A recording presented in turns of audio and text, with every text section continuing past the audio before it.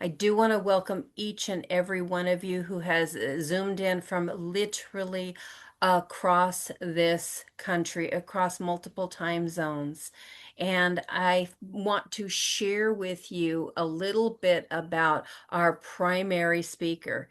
Many of you have had the opportunity to hear about, even if you haven't had the chance to read it yet, our wonderful book, How Money Works for Women. This is an absolute game changer in our world. I think all of you know that money itself doesn't change when it changes hands from one gender to another. However, we are all seeing and experiencing very unique situations as women. And Kim Schooler has been able to put that very beautifully into a book. When I came into this business in 2003, Kim had already spent a year leading the charge as one of the first women broker dealer presidents. And that was a huge deal. It was a long time ago. And that was a male dominated scenario. And she broke through all of those barriers and made it a place where our company has become the number one broker dealer for women advisors. And I want to harken back to one phrase in that beautiful video. When women control money, they change the world, they teach. They do so much more than just grow it. And so tonight you're going to hear some stories from beautiful, wonderful individuals who can put a face to that in this 1 Million Women Take Charge series. So I don't want to take another second of Kim's time. Please help me welcome Kim Schooler. Hi, Lenka, and hello, everyone who's joined us. If you're on the East Coast like me, I'm joining the meeting from my home in Atlanta, Georgia. And so it's a little bit late for us. We really are just glad all of you are joining us. We hold these meetings so that we can, be here for women from coast to coast at 6 p.m. Pacific time. Lenka is joining us from San Diego, California. And so it's kind of neat that we women come together, as Lenka said, across time zones, area codes, coast to coast. But we all have these shared experiences. And so I wanted to, in April, which is Financial Literacy Month, we've got 1 week left to really talk about women and financial literacy. Now, Lincoln mentioned that I wrote a book. I wrote How Money Works for Women, Take Control or Lose It with Sharon Lechter. And I'll just share a little bit about Sharon. And she was with us in our March 1 Million Women Take Control webinar. But, she co-wrote the book with me. She's no stranger to writing books. She wrote Rich Dad, Poor Dad with Robert Kiyosaki and several other books in the Rich Dad series. She served as president of the Rich Dad companies for 10 years before she left to join the Napoleon Hill Foundation, where she wrote Think and Grow Rich for Women, 3 Feet from Gold, Outwitting the Devil, just to name a few of her New York Times best-selling books. She consulted with 2 U.S. presidents on financial literacy matters. She worked with Congress and she works with state legislatures to make sure that financial education is part of the curriculum. It is so important to us because many of us don't learn about money in school. I mean, when we ask the question, it's one of the first things we ask in the book. Where did you learn about money? Now, because it's not taught in school, many of us learned about money from our parents or our grandparents, from whoever raised us. And we grew up with a lot of scarcity messages.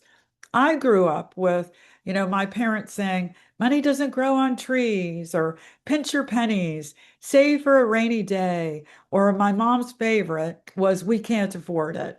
And I always talk about, being in the grocery store line where the candy bars are right there at kid eye level.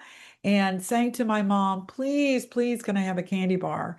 And she'd say, oh, no, honey, we can't afford that. And I'd be like, oh my gosh, we can't afford a candy bar. What does that mean? How much is enough? I had no idea about money, how much was enough. All I knew in that moment and growing up was that we did not have enough. And because of these kind of negative messages that many of us grow up with, we have this scarcity mindset. And I did for a very long time. One of the things that Sharon and I wanted to do with the book is help women go from scarcity to abundance through financial education, through financial literacy. And it's so important for women because by 2030, we're expected to control $30 trillion of the financial assets in the US.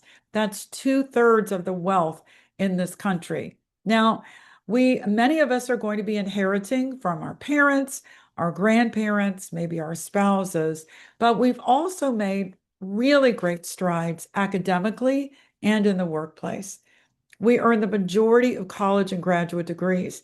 In fact, 60% are earned by women. We make up nearly half the workforce, and we hold more than half of the management and professional careers out there. But there's always a but. But women earn just 82 cents for every dollar earned by a man. And according to the latest statistics, that number has gone backwards. It's now 81 cents. Why? We lost ground during COVID. A lot of women had to leave their job or they had to work more from home because their kids were going to school on computers. And so we lost a lot of ground. Now, the main reason given for women earning less than men is that we take time away from our careers to raise our children. Maybe we have aging parents, or maybe we have a sick partner. When you look at what 82 cents or 81 cents translates to in real dollars. So median annual earnings for a man is a little more than 61,000, and for a woman, it's a little more than 51,000. So that translates for the average woman to $10,000 less. And that can be significant. I mean, what would an extra $10,000 in your pocket mean for you and your family? If you're raising children, that could mean everything. Over a 40-year career, that's more than $400,000. $400,000 less that we have to pay off debt, $400,000 less that we have to save for our financial goals, like retirement. So by the time we do retire, we'll receive 80% of what retired men receive in Social Security benefits. So, what are some of the things that we can do to kind of level the playing field, raise, our awareness? The first thing is talk about money. We women will talk about anything and everything with our best friends and our sisters, but we don't talk about money. But what would happen if we started talking about the things that really matter to us when it comes to finances? Like, what would the conversation look like if we talked about what keeps us up at night when it comes to money? Or maybe we feel like we'll never get ahead, or we're worried about outliving our money, or we're wondering who's going to take care of me if I get sick, or we want to create generational wealth, but we just don't know how to do it. I sit down with clients every day who talk about those very things. Now, we encourage women to talk about money and finances and what you're concerned about, what you want to accomplish, where you are and where you want to be. Because when women talk about things that are important to us, we make change. Think about Mothers Against Drunk Driving. In one generation, women changed the mindset around drinking and driving, so much so that a whole new industry was created called rideshare. Think about, when we cast a bright light on healthcare issues that matter to us, like breast cancer awareness. We directed so many research dollars into that cause that today a breast cancer diagnosis is not a death sentence. And so we have the power within us to make change when we raise our voices and talk about the things that are important to us, like money, like understanding more about finances. Now, the first thing for your own self is to know your own financial situation. And you can see on the screen and in the book, we've got kind of a checklist of things you can look at: your pay stub, your bank statements, your insurance coverage, your retirement and investment accounts, and certainly your loan and credit card statements. Look at all of those things and have an understanding: what's coming in, what's going out, what's covered, what am I paying for that coverage? What am I invested in? How much do I owe? What's the interest rate? Have a really good understanding of that, because once you have your starting point, then you can build from there. Now, the first thing we recommend you do once you have your starting point is to eliminate the unnecessary. And I talk with a lot of women who say, Kim, I'm living paycheck to paycheck. There is nothing unnecessary. Well, let's take a look. The first place I like to encourage people to look is streaming services. In my family, we've got Peacock and Hulu and Netflix and Prime. And that doesn't even take into account the music services, because we all, like a different music streaming service or gaming services. And so look at everything you're subscribing to. And I know it is a pain in the butt. But, go online and find that place where you can click unsubscribe or call that 1-800 number to have them take you off the subscription list. Whatever it is you need to do, I know it's a pain. And you may say to yourself, well, Kim, it's like $2 a month or it's $5 a month. But you know what? All of that adds up. The next thing you need to do is consider late fees and overdraft charges and make a commitment to yourself: no more late payments. First of all, that is the quickest way to hurt your credit score, because lenders want to loan money to reliable borrowers. In fact, that is a very high percentage of what goes into your credit score. Do you pay on time? And so, set up auto pay or put alarms on your phone or your laptop to make sure that you have no more late payments and no more late fees. And then check your bank account on a regular basis so you're always aware of how much is in there and that you're not going to go into an overdraft situation. Because it's never just one overdraft charge, is it? It's usually two or three or five or six, and they're like $36 a pop. And so you really want to save yourself that money and that stress and that heartache. So no more overdraft charges. And then consider your credit card debt. Now, there are two philosophies when it comes to credit card debt on how to eliminate it. The first one says start with a credit card that has the highest interest rate and work your way down. That's called the avalanche. The second theory is start with a credit card that has the lowest balance and work your way up. That's called the snowball theory. I recommend people follow the snowball theory. Start small and build your way up, because you'll see the fruits of your labor so much faster. So pay extra, double, whatever it is you can on that low balance credit card. Pay it off and then apply all of that to the next low balance card, and so on until you've paid them off. Now, once you've done that, don't close the credit cards, because that will also hurt your credit score, because it will reduce the amount of available credit. But you don't want to use it. You just want to set it aside. Maybe you use it on occasion, as long as you're sure you can pay that back within the 30-day period. And then check your credit reports from all three credit reporting agencies at least annually. You can get them. I think it's freecreditreport.com. You can make that request. Make sure you don't have any inaccurate information or outdated information. And if you do, go on each credit reporting site. They've got a place on the website where you can ask them to do an investigation of something that you dispute and make them do that. And if you can prove that it shouldn't be there, they have to remove it. And all of that is to increase your credit score. So if you do need to borrow money for a house or a car loan, or a student loan, or for whatever reason you got, you're going to get a much better interest rate. In addition to that, when you're applying for auto insurance or when you're applying to rent a place, all of those places also check your credit report and your credit scores. So you want to make sure that you are maintaining are building and maintaining a really good credit report and really excellent credit score. And then the last thing we want you to consider are bad financial habits. Now, anyone who spent any time with me knows that I have quite a latte problem.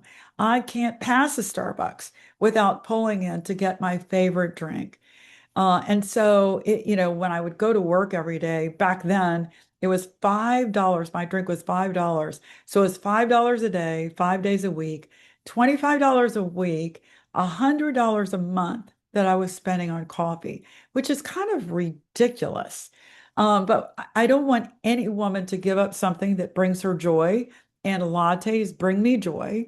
So what I do instead is I'll get one latte a month. When I'm in town, I'll get one latte a month and I'll sit in my car and I'll enjoy that latte. We will commune with nature and I will cherish it in a way that I took those 5 lattes a week for granted.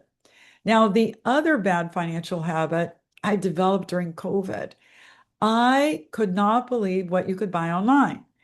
You could choose from so many different things online. You could pick it, you could click a button, and it would be at your front door the next day. It was like Christmas every day.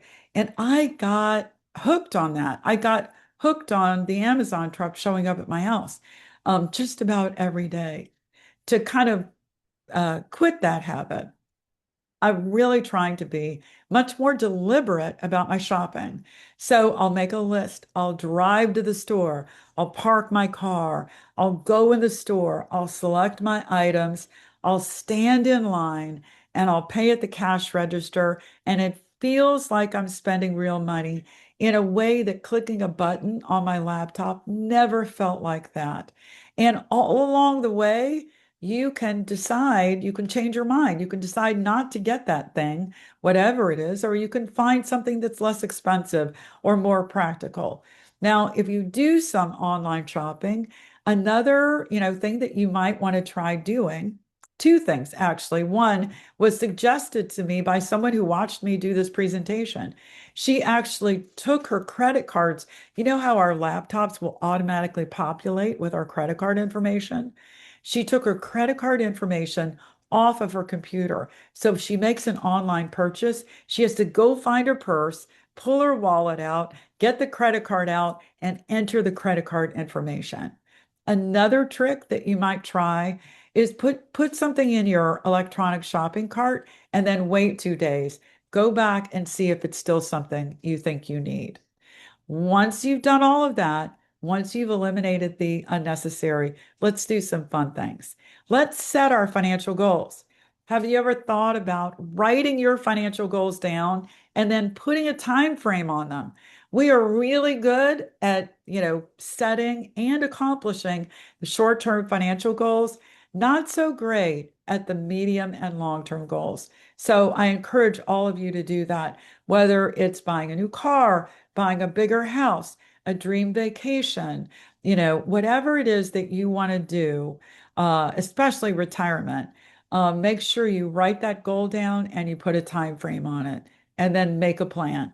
Now, unfortunately, we are not great at planning for our finances. 75% of women don't have a plan to reach their financial goals, including retirement, but it's so important for us because 80% of women die single, while 80% of men die married. So we may leave it up to our partner. He may, be good at it and like doing that, But in the end, we may end up holding the bag. And so the sooner we're participating, the sooner we're asking questions, the sooner we know what money's coming in and what money's going out and what we're saving and investing for, the sooner we start setting financial goals with our partner for our family, the better off we'll be because we live longer. And because of that, 70% of nursing home residents and almost two-thirds of Alzheimer's patients are women. And so we've got to prepare for that future, that extended future, and what that's going to look like. Hopefully, that will be a long and healthy future for all of us. But you know what? For our best friend, for our neighbor, for our coworker, for our sister, for women we love in our lives, they aren't going to enjoy that kind of retirement or that longevity. And so we all need to set a great example for each other when it comes to saving for retirement. And then save and invest more money. Women report their number one financial regret is they did not invest more money. And men actually report that's their regret as well. And I don't want any woman who's in the audience today to look up a year from now, 5 years from now, 10 years from now, and say, I attended that seminar and they said, I need to start saving and investing more money. I wish I had done it then. I want every single woman, every person who's in the audience today to start this practice now. You don't have to have a lot of money. There's a myth out there that you have to have a lot of money to invest money, but it can be as little as $1 a day. In a year, that's $365, or $5 a day, one latte a day. In a year, that's 1,825, or $10 a day. In a year, that's $3,650, and that doesn't even take into account investment growth. So let's talk about investing. There are three basic financial concepts you need to understand when it comes to investing. The first one I'm going to talk about is the power of compound interest. Now, there are two kinds of interest, simple interest and compound interest. Simple interest is interest earned on principal and principal alone.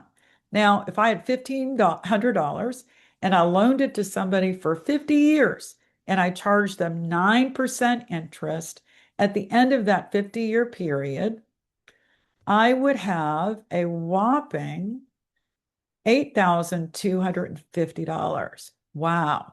But if instead I charged compound interest, that same amount of money would grow to be over 132,000 because it's in that 9% not only on the 1,500 each year, but on the interest earned in the previous years.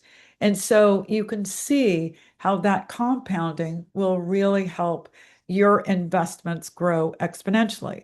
The other thing I want to point out is look at this chart in the first 10 years. It's kind of a little bit of growth. You've got to be patient. You get past those early years hump, you'll see your money grow. So just be patient. Second concept, the time value of money. Now, here's an example. Sarah, she starts saving money when she's 22. She sets $4,000 a year aside. She does it for 8 years, but she stops when she turns 30. She set aside a total of $32,000 and then she just let it grow. She let compound interest take over. By the time she retired when she turned 67, that money grew to be 1.4 million. Now, George, on the other hand, was a bit of a late bloomer. He didn't start saving until he was 30. He did the same thing as Sarah, $4,000 a year, but he did it for 38 years in a row. He didn't stop until he retired at age 67. He invested a total of $151,998. Now his money grew to 1.3 million. It's less than what Sarah had. 1.3 million is nothing to sneeze at.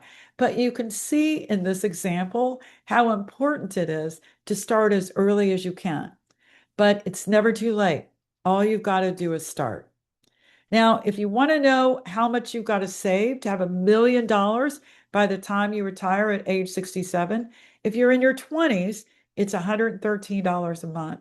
If you're in your 30s, it's $282 a month. If you're in your 40s, it's $731 a month. If you're in your 50s, it's more than 2000. And if you're in your 60s like me, it's over $8,000 a month. So you can see the younger you are, the less you have to set aside. But it is never too late to set money aside for your future. Third and last financial concept I'm going to cover, rule of 72. It's the only math I promise I'm going to make you do. Now, the number 72, it's called the rule of 72, so it's always the number 72. You take the number 72, you divide it by your interest rate, and that tells you how many years it takes for your money to double. So maybe you've got your money sitting in the bank earning 1%. 72 divided by 1 is 72. It'll take your money sitting in the bank 72 years to double. Now, I don't know many people who have 72 years to wait for their money to double, but let's look at some other interest rates. Maybe you're earning 3%. Money markets are paying somewhere between 3 and 4 now. 72 divided by 3 is 24. That's a little better. Your money's doubling every 24 years. Maybe you've got yourself in, a high yield CD earning 6%. 72 divided by 6 is 12. Your money's doubling every 12 years. Or maybe you've got your money in the market earning 9% or 12%. 72 divided by 9 is 8. Your money's doubling every 8 years. 72 divided by 12 is 6. Your money's doubling every 6 years. And I'll have people say, Kim, where can you get 9 or 12%? Well, if you look at the S&P historically, the average annual return is somewhere between 9 and 12%. So it is possible to get that, but I highly recommend you sit down and talk with a financial professional to make sure you're invested in the whatever right investments are for you and your situation. Now, remember, I gave that bank example of 1%. The truth is, banks aren't paying 1%. They're paying 0.15%. So let's do the math. 72 divided by 0.15 is 480 years. That's how long it will take your money to double. The majority of people, especially women, we like security, so we put our money in the bank. And that is how hard our money is growing for us. Now, how quickly is the bank's money doubling? The bank is real anxious for us to take that credit card from them. The average new credit card interest rate is 22.44%. So let's do the math. 72 divided by 22.44 is 3.2. Okay, so the bank's money is doubling every 3.2 years, but my money in the bank is doubling every 480 years. There's something wrong with this equation. It's why financial literacy is so important.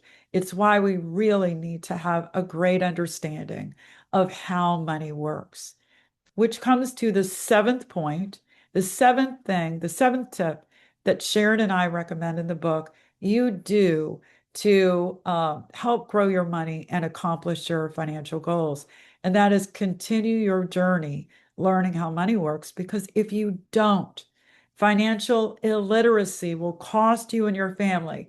You may pay higher premiums for insurance.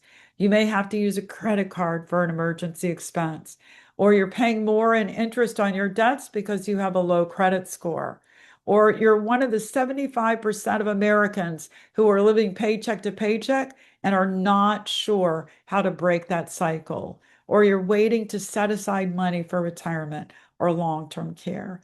Don't wait. Don't wait to get educated, and don't wait to start saving for your future.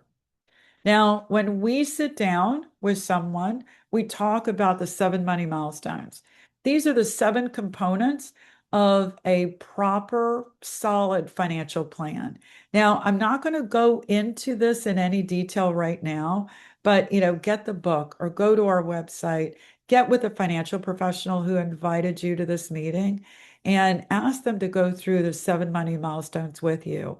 You want to make sure you cover them all, Some are going to be more important than others, just depending on where you are in your life, in your family, and your career, but they are all really important. Now, in the book, we talk about those three financial concepts and the seven money milestones through the story of nine characters, all different ages, all different walks of life, all different family situations. Some starting out, some starting over, some getting divorced, widowed, some taking care of aging parents, some getting married, some saving for their kids' college education. One is a mother of a special needs child. And so we really try and cover a lot of situations that women may find themselves in, or your best friend may find herself in. And so I hope you enjoy reading those stories in the book. We had a lot of fun putting them together. And before I turn it back over to our host tonight, Lenka Holman, I wanted to ask this question of you. What lifestyle do you want to create for yourself? And are the things you're doing today in pursuit of that? We women get so busy, we'll look up and 5 years have gone by, 10 years have gone by, 20 years have gone by, and we've never asked ourselves what it is we want to create. Whether it's for ourselves or for a family, we just haven't paused and taken that moment to ask what it is.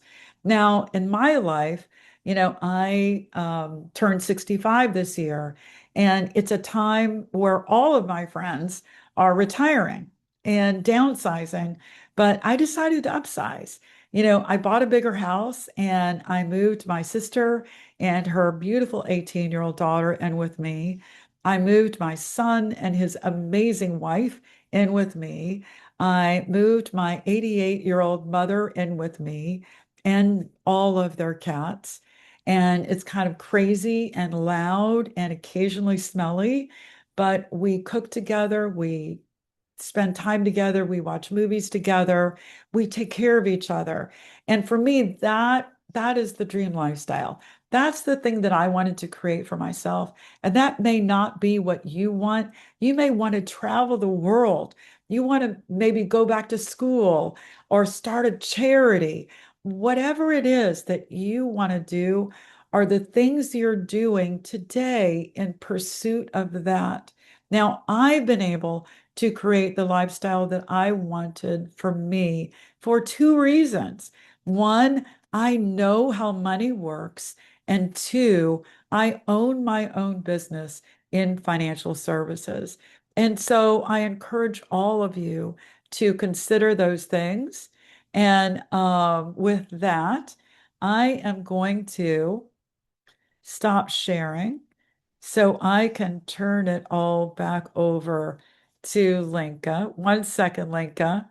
That's But I fine. just, Thank you so much, Kim, for all that wonderful information. There's so much to share that I really want to appreciate Kim for doing that for us. And what we are going to do is now that the information is out there, as I had mentioned, we're going to make this a conversation about the stories, the real life stories of these people. And I want to say also thank you to everyone who put your hometown in the chat. We have everybody, and we also want to thank our moderators. We have somebody from Florida, we have somebody from Oregon. I'm in San Diego. We are all over the place, but it's about people. It's about people. And right now, I have the opportunity to introduce someone who is going to talk about one of these stories. It's about keeping the end in mind. And so by doing that, we're going to talk with the story of Jan. And to have Jan's story told, we are going to have, and Nancy, have you want to go ahead and come on? Uh, there we go. Then we see Nancy Cotton. She's from Texas. As I said, we are all over. We are covering the entire country. And with that, Nancy, I encourage you to go ahead and tell the story. Oh, before I hand this over, some of you may see a Jan in the participants, and it is the real life Jan. So, real life Jan, inspiration to us all. If you can say hi in the chat, we'd love to hear from you. Nancy, take it away. Oh, thank you so much, Linka. I just love Jan, and I'm so glad that the real Jan is here. Um, I can identify with Jan. We both were adults in the 1960s. And when I went to college, my mother said, "Oh, Nancy, you have to be a teacher." And my best friend's mother said, "Oh, Jeannie, you have to be a nurse." And then my roommate's mother said, "Oh, you need to be a secretary." So those were the three top vocations that women went in during the 60s. And you can see here that Jan actually was an office assistant. And Jan was the family office assistant for over 40 years. I can imagine that she was into everything that was going on. That business was probably a well-oiled machine, and she was able to turn it over to someone else very easily whenever she retired. And when she retired, she was loving being with her grands and her great grands and her friends. And she had planned also to do some things with her husband because they wanted to go on many, many adventures. Next. But for some women, that did not happen for them because life happens sometimes, and maybe their husbands actually passed away and they're left as part of an 80% of women who die single. And when you're single, you have the responsibility of your finances. And many of these women had not had that responsibility. Their husbands had taken on that. And maybe the husband died all of a sudden, and here the woman is having to deal with those finances. And it's very stressful. Maybe they don't even know what they have or where it is. And so many of them are really worried that they're going to actually live longer than their money. And they really want to leave a legacy for their family. Next. And Jan has seen so many things in her 86 years. Oh my goodness, the stock market has done all kinds of crazy things. And the Great Recession happened in 2008 and 9. My brother-in-law actually lost a lot of money in his 401ks during the Great Recession. And he wound up having to work 5 extra years before he could retire, but just because of that recession. And we want to make sure that we protect our money so that it really doesn't happen like that for anyone else. And I have done that myself. I have protected my money, and I think that is so very, very important. And since then, we've had better markets, but they still go up and down, and we never know when there's going to be a recession. Next. We've come a long way in the last 60 years. As Kim said, we are now actually earning 81 cents for every dollar earned by a man. But in the 1960s, it was 60 cents. So we have come a ways, but we have a long way to go. We're still discriminated against just because we're women. And we want to use our voices to change that. And we have to do that every single day. Excuse me. So let's use our voices like Kim is saying and really, really tell our Congress people and the people around us. And we are actually being CEOs of some of our companies, and that's great. But we still have a ways to go. Next. In the last 50 years, Jan and I have seen many, many things. I did go to college to be a teacher. My mother really wanted me to be a teacher. And she actually wanted to come one summer and get an apartment with me because she was a teacher and she needed some continuing education credits. And so we found an apartment. But one of the things that we had to do at the school where I went was we had to file that with the Dean of Women. And the Dean of Women really wanted all women to stay in the dorms. And we wanted to stay in an apartment, the two of us. And the Dean of Women said, you can't do that. If you do that, your dad has to go and live with you. Now, think about that. My mother is a middle aged woman, and I'm a woman. I'm a junior in college. And we had to get my dad to say he was living with us. He had to actually lie on the paperwork, which he didn't want to do, but he wanted us to be able to live together. Just think about that and how far we've come now, because no person in college now has to worry about those things. And way back in the 60s and 70s, only 8% of women earned college degrees. And now women actually are earning more college degrees than men. And so we are moving up. We just haven't gotten there yet. Next. I am so glad and grateful that I found this organization. I did not get a financial education growing up. I did not know the rule of 72. I was not told about the 7 money milestones. I had 4 advisors during my adult life, and each one of them said, Nancy and my husband, what is your risk tolerance? That's pretty much it. I thought that was all that had to be asked until I found this organization. And now we get into the nitty gritty of people money and what their goals are and what they really want to do, and making sure that all through their life they have plenty of money for the things they need all the way through retirement. And so I have a passion for helping young women to not have to go through what I did with money and not knowing about how it can be a real tool and can help them to get what they want in life and actually retire comfortably with little stress. Yeah. Thank you.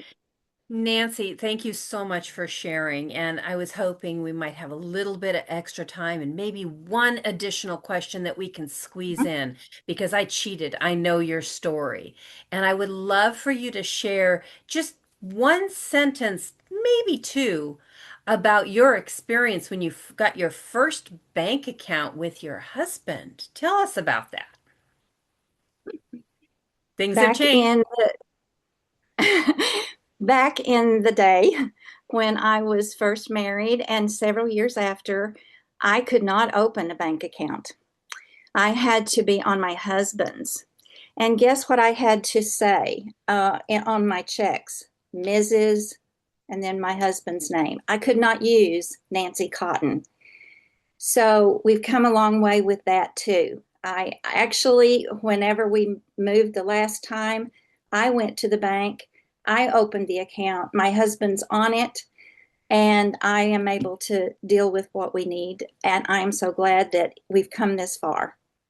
Yes, yes. So, with that, thank you so much, everybody. Think of what Nancy and Jan have lived through and how far they have come. And we have now seen a breadth of where we have come from.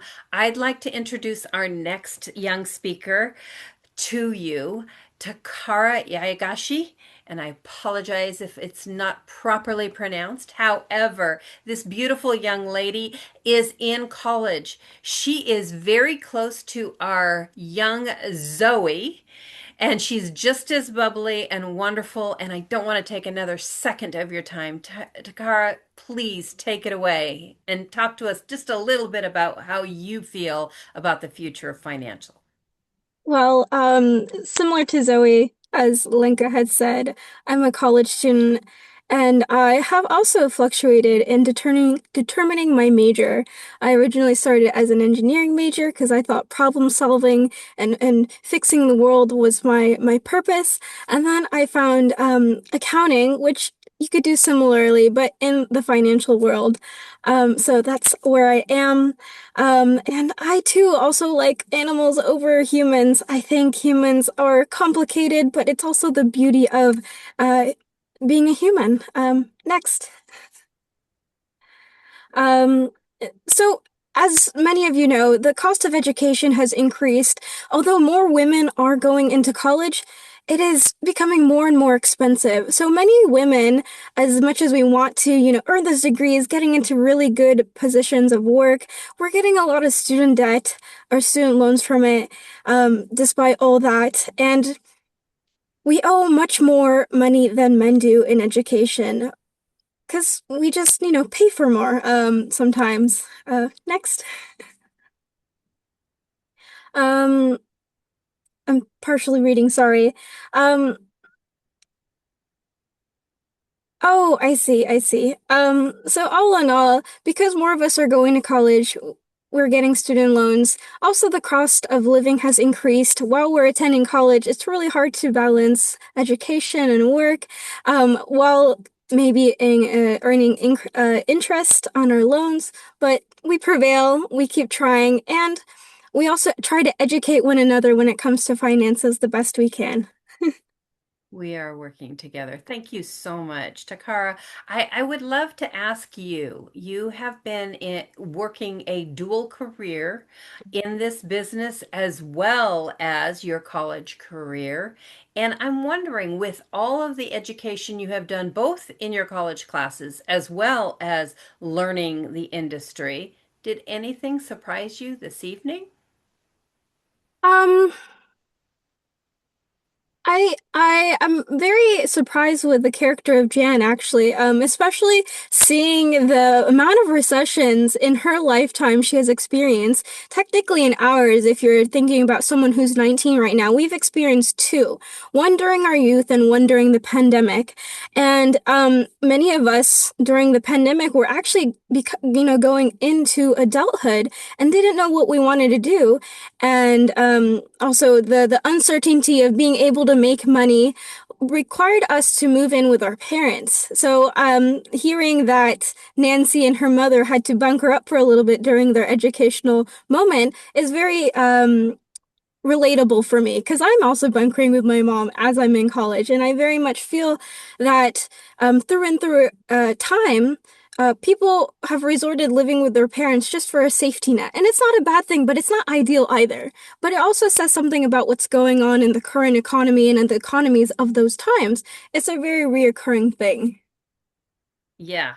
And in addition to that, I'm curious, what made you want to join this mission?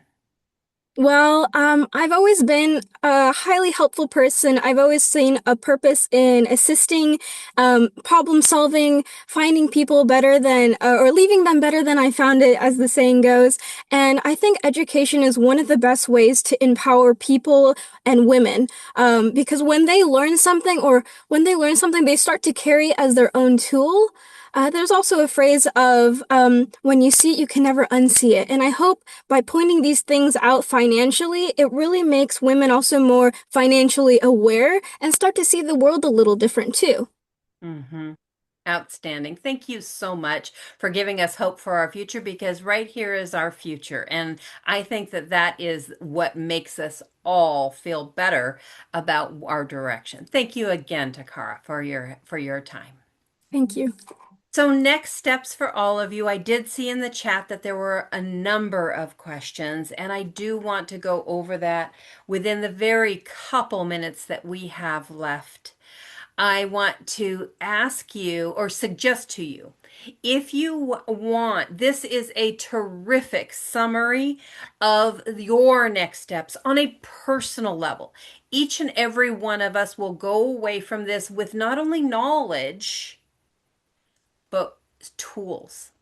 And the tools are only good if we use them. So if you take a screenshot of this, it would be a very simple way for you to see what's next. What can I take care of? Kim went into these in more depth, but hopefully this summary will help us think of what can we do? What can we accomplish tomorrow? The very next step. Then there's more. As Kim ended her presentation, she said that the number one thing that was very important was continuing education. How do we continue our education? Well, you can get the book. That's a really great thought. Ask the individual who invited you here today, and I'm sure that we can help you out with that. As soon as it's back in print, it was such high demand, it's completely sold out. And so we are getting ready to get a next printing out of that. But also the community. Look at who we have here. Look at how many states we have represented. Look at how many of the demographics that we have represented today. Imagine the community, the strength, the knowledge, the wisdom, the experiences that you can learn from. So continue on this path by partnering. Consider how many times we can get together. I'm going to give you some very specific notices and ideas and places. One has already been talked about extensively is the YouTube channel. Imagine being able to go to a YouTube channel where stories like this are shared and you can go back and hear them again. This will be available to you. Partner with the individual who invited you here today to help you on your personal journey. But in addition, almost all of the areas in the United States, we still have some that aren't covered, are having women's events where we can get into a community and actually go ahead and learn in a group setting, in IRL, in real life, because that right there is where we bond and we can support each other the most. I have learned as much. I've been doing these since 2011. I've been doing women's events since 2011. And I've learned as much from all of my attendees as they have from me. So these are some of the screenshots, some of the get your phone, put the camera on, and you can follow us on YouTube. That's the easiest way. I also put it in the chat if that's another way for you to get to it. You can register. The center QR code is a registration link so that you can see our next content. Every single month, we're doing some topic. But the last one, that's an ask, a favor to me, a favor to those of us who've worked hard to give you the content that you are wanting. Please take the seminar feedback form. Let us know what we've done well, what technology we need to be better at, and what content you're looking for that's going to make your life better, that is really burning for you. 1 million take control, and that's the QR code again. These are the dates. Look at the community. Look at that picture. That staircase can hardly hold us, and we're growing. So please continue to be part of our community. I really want to thank each and every one of you for joining us. I'm hopeful that many of the questions that were in the chat have been answered for you. I am absolutely excited to see all of you in our future events. And thank you so much for sticking it out till the end. And we didn't lose hardly anybody. Everybody's been really, really focused on all of these wonderful stories. And a very special thank you to Jan for joining us today. Thank you. Thank you all. Bye, everybody. Thanks for coming.